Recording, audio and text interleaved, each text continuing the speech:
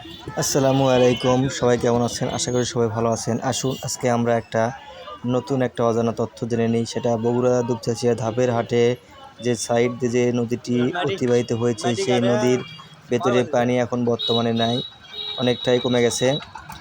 সেই নদীর ওপারে একটা গ্রাম আছে, আর এই পাশে দিয়ে ধাপের হাটের রাস্তা।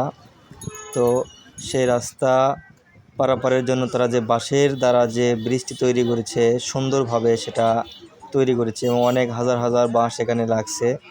তো এই বাঁশের উপর দিয়ে মানুষ যাতায়াত করতেছে, তারা তাদের দৈনন্দিন জীবন জন্য যা প্রয়োজন তারা এই রাস্তা দ্বারা ব্যবহার করে এপার থেকে ওপারে, ওপার থেকে এপারে যাতায়াত করে জীবন অতিবাহিত করতেছে। এটা বগুড়া দুপচাঁচিয়া ধাপের হাটের একটা আজব একটা ব্রিজ, যা আমি অনেক সুন্দর করে দেখানোর চেষ্টা করেছি আপনাদেরকে।